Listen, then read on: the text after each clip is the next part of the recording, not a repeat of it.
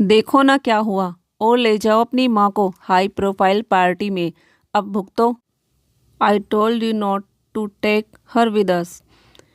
पर नहीं। और सुनो अपने शहजादे की बात। वह तो बच्चा है। उसने जिद की तो क्या उसकी हर एक जिद माननी जरूरी है क्या?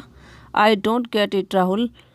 तुम कब समझोगे कि तुम्हारी माँ अनपढ़ गवार है? उनमें हमारे इस सोसाइटी के पार्टी में जाने की ना तो मैनर्स है और ना ही समझ। I just don't get it. Now I am feeling so embarrassed. Janvi ने एक सांस में बोला। राहुल ने कहा, अब अमर ने जिद की तो सोचा ले चलता हूँ, पर मुझे क्या पता था कि ऐसा सीन क्रिएट कर देंगी।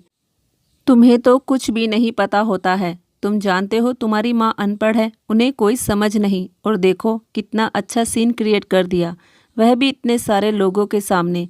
तुम्हारे गेस्ट थे, मेरे कॉलिग्स आए हुए थे, और उनके सामने तुम्हारी मम्मी ने ऐसा सीन क्रिएट कर दिया। It's so insulting. अमर तो बच्चा है, उसे थोड़ा धमका देते तो क्या वो नहीं मानता? So disgusting. मुझे पहले ही मेरे घर वालों ने वार्न किया था कि लड़का तो अच्छा है पर घर के लोग तो अनकल्चर्ड है और अनसोशल है, पर मैंने उनकी बात नहीं मानी और देखो आज मुझे यह प्रॉब्लम फेस करनी पड़ी। I am so frustrated. तभी दरवाजे पर खटखटाने की आवाज़ आई तो सामने राहुल की माँ सुनंदा जी नजर आई, जिसकी वजह से राहुल को जानवी से इतनी बातें सुननी पड़ रही थी। अपनी माँ को देखकर राहुल को और भी ज़्यादा गुस्सा आ गया और वह बोल उठा, अब अंदर तो आ ही गई हो, अब इतना ज़्यादा नाटक करने की क्या ज़रूरत है? और देखो आपकी वजह से मुझे इतनी बात सुनने को मिल रही है। आपको तो कुछ समझ ही नहीं है। जब अमर ने जिद की तो आप तबीयत खराब होने का बहाना ही कर देती, झूठ ही बोल देती, पर नहीं, आपको तो हमारी पार्टी में जाकर हमारी इज्जत डुबाने का ज़्यादा मन करता है। और पता नहीं इस उम्र में किस बात का लोभ और किस बात का लालच है कि जहाँ देखो वहाँ चल देती हैं। और देखो आपकी वजह से हम कितने इंसल्टेड फील कर रहे हैं, लेकिन आपके सामने यह सब कहने का कोई फ़ायदा नहीं, क्योंकि आपको तो इसका मतलब भी नहीं मालूम होगा। अनपढ़ गवार कहेंगी। आपकी वजह से इतनी बेइज्जती सहन करनी पड़ी। बीच में ही टोकते हुए जानवी बोल उठी, रहने दो राहुल, अब सब कुछ हो जाने के बाद तुम्हें और बातें बनाने की ज़रूरत नहीं है। जो करना चाहिए था वह तो किए नहीं, अब नाटक बंद करो। उसने अपना बिस्तर उठाया और दूसरे कमरे में चलती बनी। राहुल का मुंह छोटा हो गया, क्योंकि उसे मालूम था अब अगले 7 दिनों तक ऐसा ही चलेगा, और साथ ही साथ अब इस घर में कोई और बात भी नहीं होगी। यह सोचकर उसकी मन में और चिड़चिड़ा सा हो गया और अपनी माँ को बोला, देखा अब तो तसल्ली मिल गई होगी तुमको। अब ऐसा अगले कुछ दिनों तक मुझे ही झेलना पड़ेगा। तुम तो कभी मेरा दर्द नहीं समझोगी। माँ क्या ज़रूरत थी? मुझे तो कुछ समझ में ही नहीं आ रहा कि आगे क्या करना चाहिए। सुनंदा जी बोली, बेटा मैं तो बस इतना बोलने आई थी कि मेरी प्रेशर की दवाई ख़त्म हो गई है, ज़रा हो सके तो ला देना। आप कहाँ इतनी जल्दी मेरे जीवन से विदा होंगी? आपको तो अभी और दिक्कत जाहिर करनी है, हमारी और बेइज्जती करवानी है। इतनी जल्दी तुम परलोक सुधारने वालों में से नहीं हो। अब दया करके मुझे अकेला छोड़ दो। और यह कहते हुए राहुल ने अपनी माँ के मुंह पर ही दरवाज़ा बंद कर दिया। सुनंदा जी के सामने सब धुंधला होने लगा। अब आंखों आंसू जो भर गए थे। मन ही मन सोच रही थी, खुद तो कभी पढ़ने का मौका नहीं मिला, पर जिस बेटे को मेहनत से पढ़ाया बड़ा किया वही आज मेरे वजह से बेइज्जती महसूस कर रहा है और मुझे लालची बता रहा है।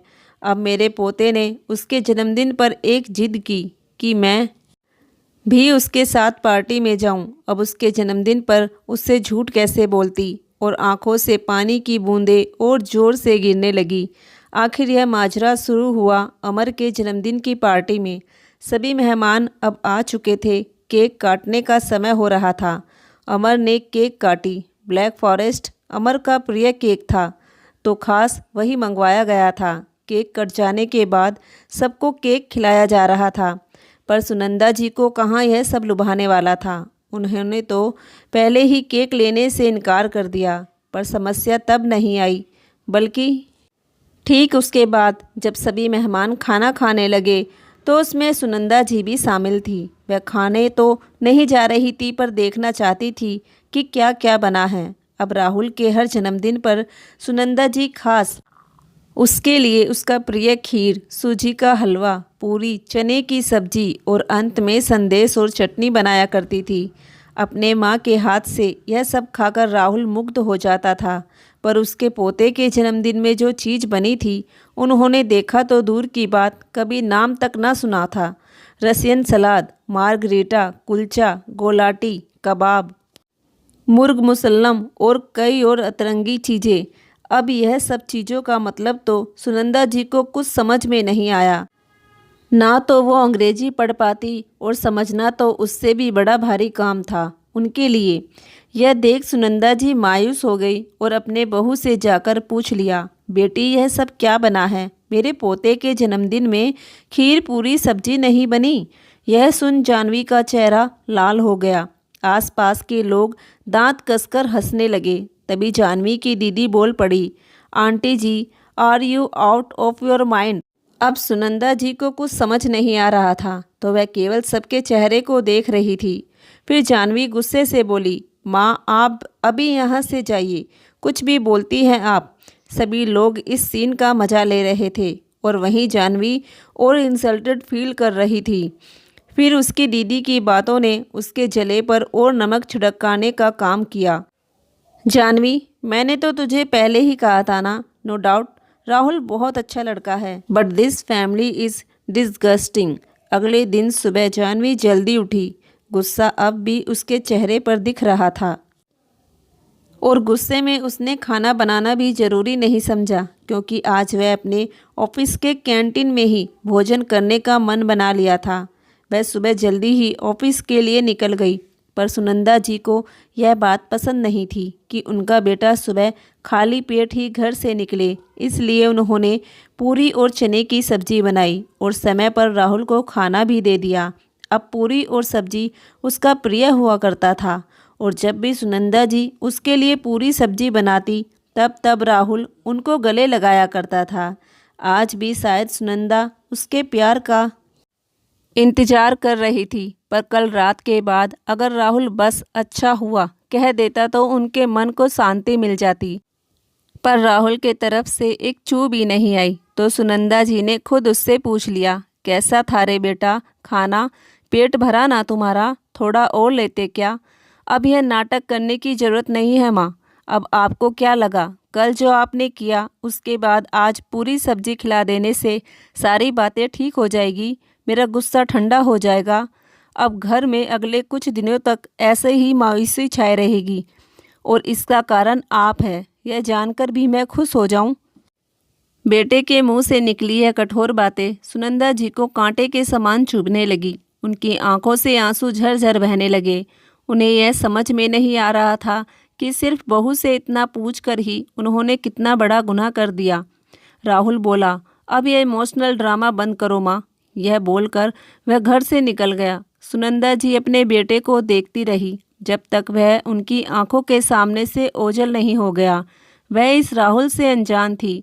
यह वह राहुल न था, यह कोई नया राहुल था। सुनंदा जी की आंखों से निरंतर आंसू बह रहे थे। देखते देखते एक हफ्ता और गुजर गया। आज सुनंदा जी के पोते अमर के स्कूल में हिंदी सप्ताह की शुरुआत का कार्यक्रम था और इस वजह से स्कूल में एक छोटा सा फंक्शन रखा गया था। अमर कक्षा 8वीं का छात्र है और क्लास में प्रथम आने की वजह से इस फंक्शन में स्पीच देने के लिए उसे ही चुना गया था।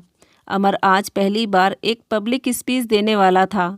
राहुल और जानवी दोनों काफ़ी उत्तेजित थे। अब हो भी क्यों ना, उनके बेटे को पहली बार इतना अच्छा अवसर जो मिल रहा था। विषय था हिंदी का साहित्य और हिंदी का महत्व। कल पूरी रात जानवी ने उसे हिंदी से जुड़ी तमाम इतिहास की बातें याद करवाई। अब जानवी और अमर स्कूल पहुंच गए तो वहीं राहुल अपने काम को आधा छोड़कर ही अपने बेटे का स्पीच सुनने आ गया। वह ऑडिटोरियम में पहुंचे। सामने की रो में उनकी सीट रिजर्व थी।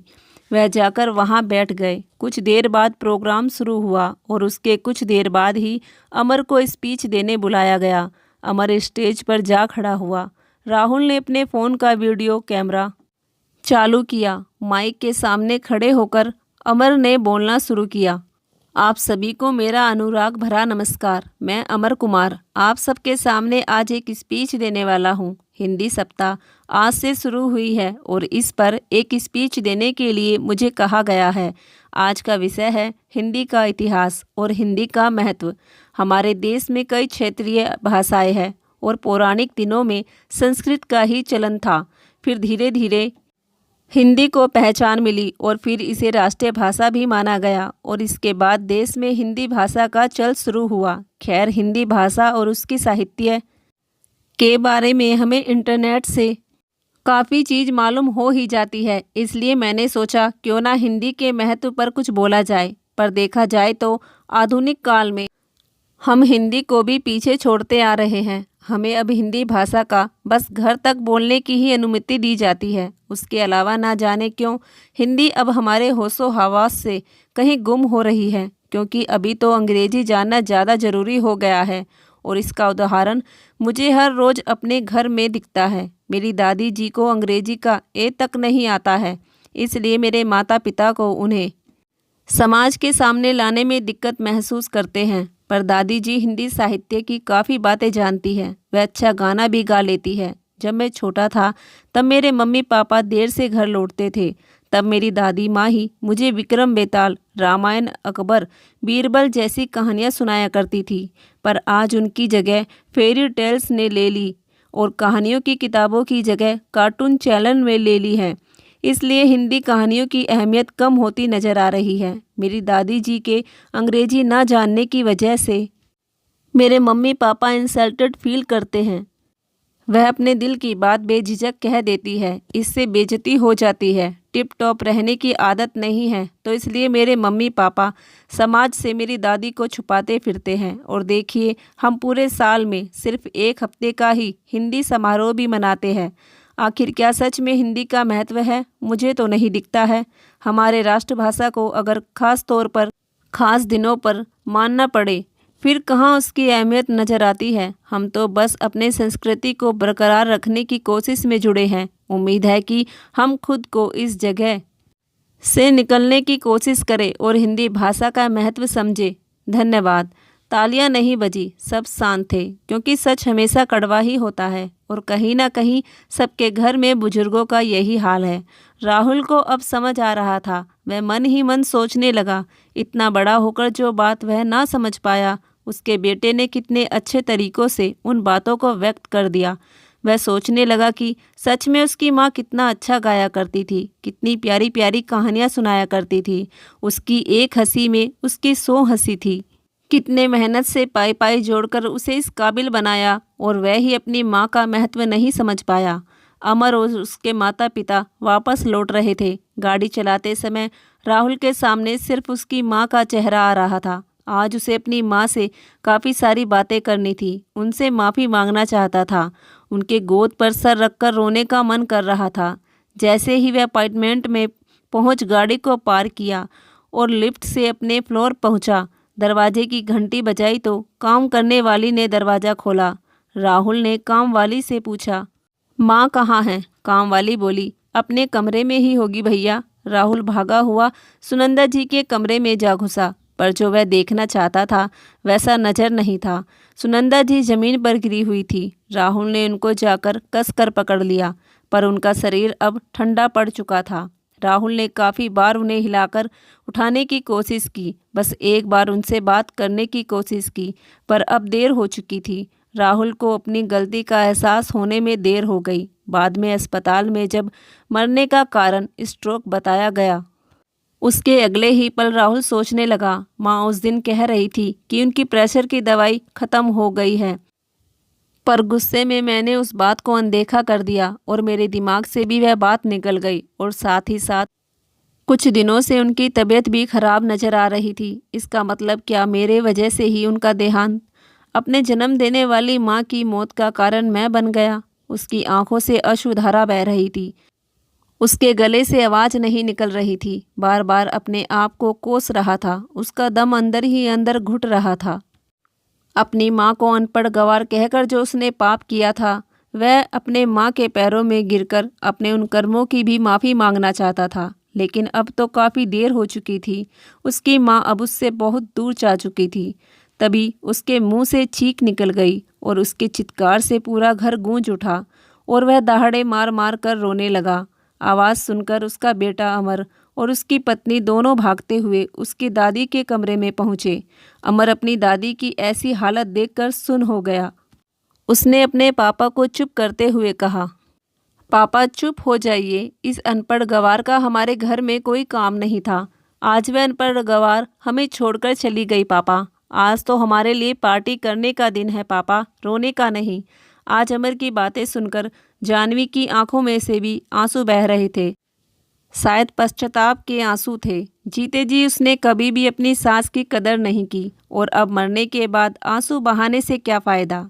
अब पछताए क्या होत है जब चिड़िया चुग गई खेत।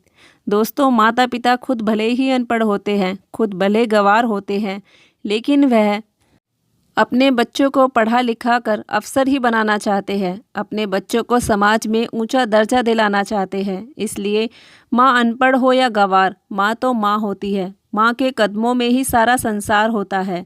दोस्तों, माँ का मूल्य जीवन में बहुत अनमोल होता है। माँ के नहीं रहने पर हमें पछताना पड़े, इसलिए जीते जी ही उसकी कद्र कर लो और उसे जितनी खुशियाँ दे पाओ वह दो। तो दोस्तों, ये कहानी आप लोगों को कैसी लगी प्लीज़ कमेंट बॉक्स में ज़रूर बताइए और कहानी पसंद आई हो तो प्लीज़ हमारे चैनल को भी सब्सक्राइब कर लीजिए। धन्यवाद।